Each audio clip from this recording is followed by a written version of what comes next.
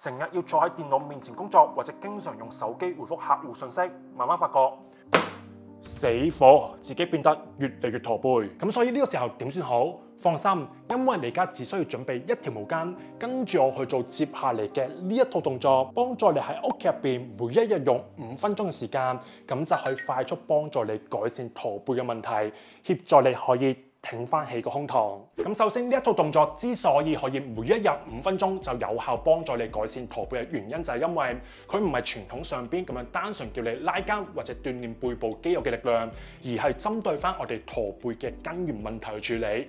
肌筋膜系統生鏽，肌筋膜係我哋人體入邊一個好重要嘅結締組織。簡單啲嚟講，就好似我而家咁樣啦。我哋身體入邊有好多一啲咁樣無形嘅橡筋帶，由內到外，由上到下，連接住我哋身體嘅每一個部分。咁正常情況之下，呢啲橡筋帶咧會好似而家咁樣嘅，充滿彈性。咁佢最主要嘅功能就係維持翻我哋身體一個良好嘅結構，譬如話幫助我哋挺翻直個背。咁另外呢個肌筋膜一個好重要嘅功能就係幫助我哋靈活咁樣喐動，譬如話我哋可以好靈活咁樣喐動我哋胸椎嘅呢個部分。咁但係相反啦，當我哋因為長期嘅作息生活不良嘅姿勢、胸椎缺乏喐動等等呢啲咧，全部都會令到我哋呢個肌筋膜系統變得唔健康。咁呢個時候，如果我哋將身體呢個肌筋膜拆出嚟嘅時候，咁就會好似而家咁嘅狀況嘅，入邊打咗好多唔同類似呢啲死棘一樣。咁亦即係話，我哋呢個橡筋帶就失去咗彈性。咁我哋身體入邊咧，咁我哋呢個區域咁自然好多死棘啊嘛，攬埋晒一嚿，咁慢慢就變得越嚟越僵硬，咁自然好難挺翻直個背。咁當我哋了解咗呢個關係之後，自然我哋可以好清楚知道，我哋點樣最根本改善駝背其中一個重要嘅步驟，咁就係要鍛鍊翻我哋胸椎嘅靈活性，咁先至可以令到我哋入邊呢啲肌筋膜嘅組織，好似咁樣從原本呢一個打擊嘅狀況解翻開，咁就回復翻彈性，咁即係入邊咧本身好多打擊嘅狀況啊嘛，回復翻彈性嘅時候咧，咁自然就好似解除咗束縛一樣，咁可以幫助我哋更加好挺直翻個背。咁所以接下來就會同你分享呢一套動作係點樣做。好啦，咁接下來呢套動作我哋會採取坐姿嘅方式，咁我哋要選擇翻一張盡量硬身少少嘅凳嘅，咁高度咧我哋坐喺度嘅時候，盡量就係選擇翻一啲我哋膝頭哥可以保持大概90度位置嘅一啲凳。咁呢個咧就我哋凳嘅選擇啦。咁接下來呢個動作過程入邊，我哋會採取雙手向上舉高嘅方式，而向上舉嘅過程入邊，亦即係等陣呢套動作，我哋有3個重點一定要確實咁樣做好嘅。咁接下來分別都同你講一講。嗱，首先第一個重點就係啦，喺我哋呢個向上舉手嘅過程入邊，我哋一定要避免出現呢種條腰向前頂嘅狀況。咁當然亦都唔會攣埋啦。咁所以啦，如果你發覺你坐喺度，特別係向上舉手嘅過程入邊，會出現條腰咁樣向前頂嘅話，咁我哋一定要通過肚臍向後收，亦即係感覺好似有把刀就係拮到肚臍咁樣嘅。咁肚臍向後收嘅力量嚟將我哋腰部放翻平，亦即係打翻直我哋條腰啦。咁當然啦，如果你坐喺度嘅時候唔會出現呢個位置都好嘅，我哋重點都係要嘅，我哋保持平嘅過程入邊，我哋肚臍一定要確實咁樣收好嘅。咁呢個係第一個好重要嘅重點，我哋一定要保持。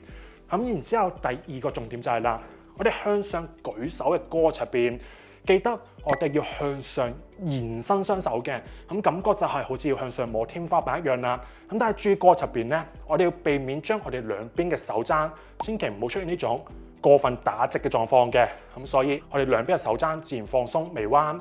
咁另外就係啦，我哋向上舉嘅時候咧，我哋盡量避免通過太多膊頭嘅位置，即係類似咁樣縮膊，我哋要避免啦。咁所以簡單啲嚟講就係啦，過程入邊我哋保持住手踭嘅位置同埋膊頭都係最自然嘅狀況，好自然咁樣舉喺度咁就 OK 嘅啦。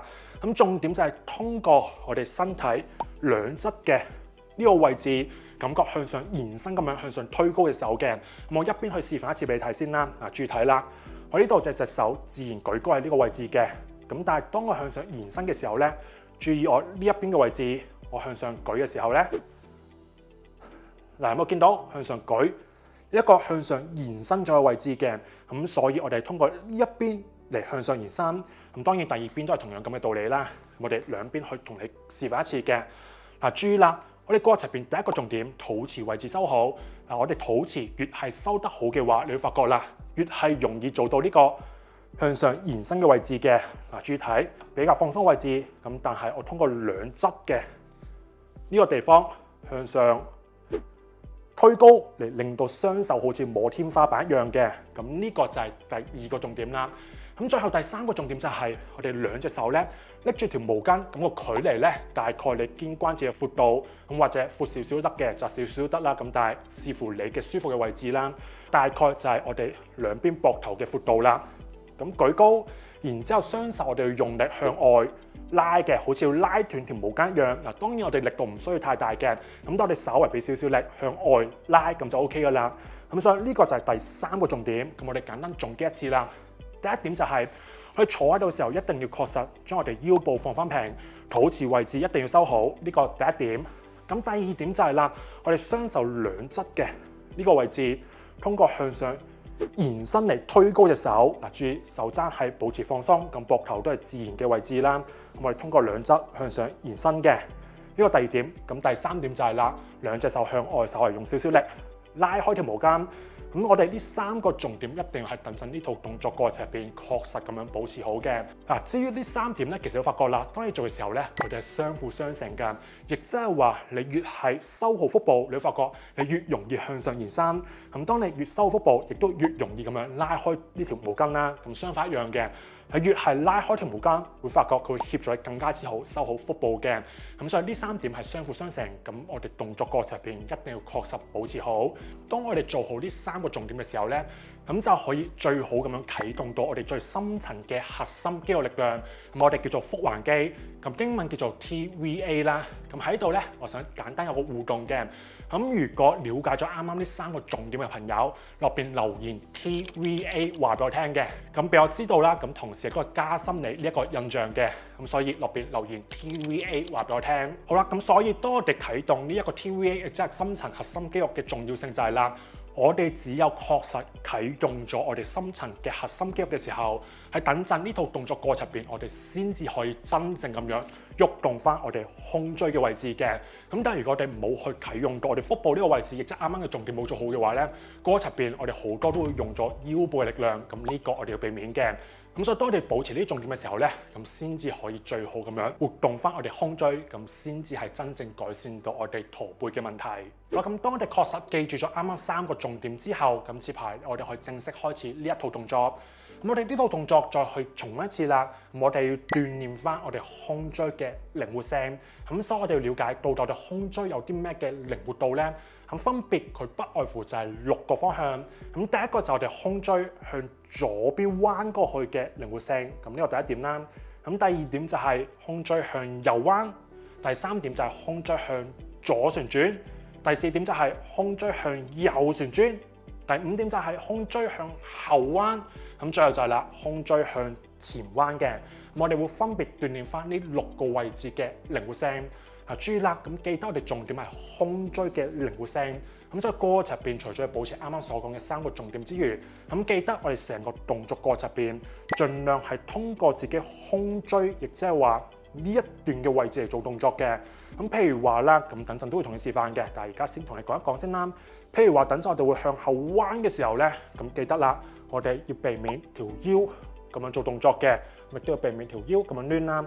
咁所以我哋確實保持啱啱重要嘅時候咧，咁就可以好好咁幫我哋鎖實咗我哋腰椎呢個位置啦。咁動作過程入邊，基本上呢一度咧喐動嘅範圍係好少嘅，咁但係可能有少少嘅喐動啦，OK 嘅。咁但係我哋要去盡量將佢係保持住穩定。咁全部係通過我哋胸椎嘅位置，好似咁樣向後彎或者向前彎。咁左右嘅時候咧，同樣啦，向左通過胸椎向左彎。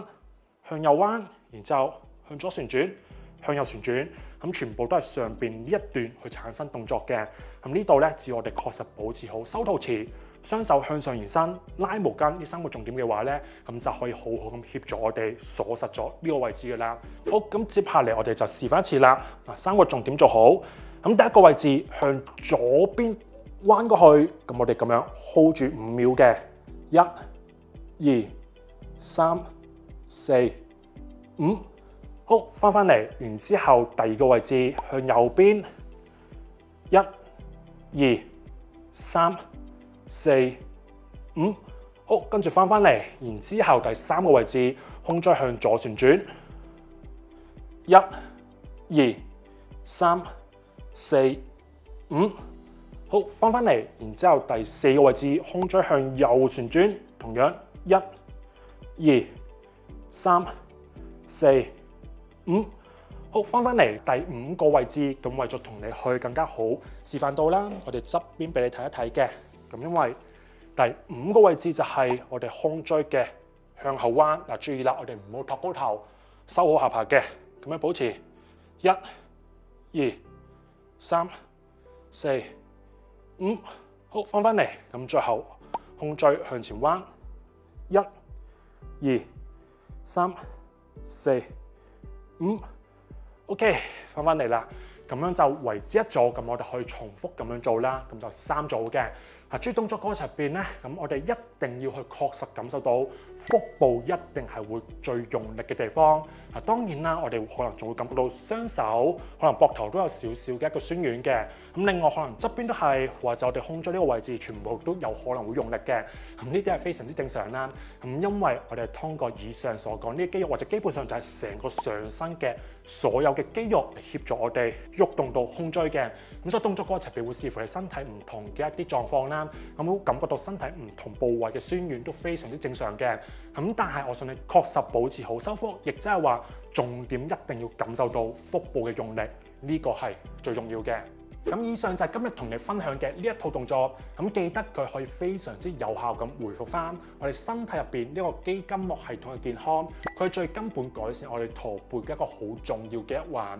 咁另外，其實我哋呢個肌筋膜系統嘅健康同我哋肚腩嘅問題，身體好多啲慢性疼痛啊，譬如話肩頸痛、腰痛或者係膝頭骨痛等等，又抑或係一啲三高、脂肪肝等等呢啲慢性健康問題，佢哋全部都係息息相關嘅，亦即係話只有當我哋將專注力放翻係點樣通過運動嘅方式去回復翻我哋肌筋膜系統健康嘅時候，咁呢一點先係最全面改善健康嘅重要關鍵。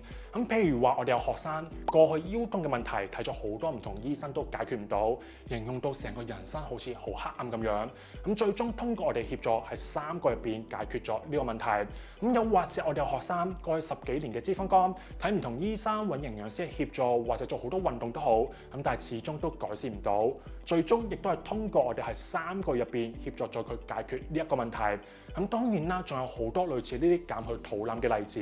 咁所以如果想更加詳細去了解我哋點樣去幫助呢啲學生做到嘅話，咁你可以點擊影片落邊描述欄嘅第一條連結，去索取一個更加進一步嘅教學培訓嘅片。咁入邊會更加深入同你分享到。好啦，咁影片嘅最後，如果覺得今日內容對你有幫助嘅話，記得 like 咗佢 ，subscribe 個 channel 同埋 share 俾你身邊有需要嘅朋友睇。我哋下段影片再傾過。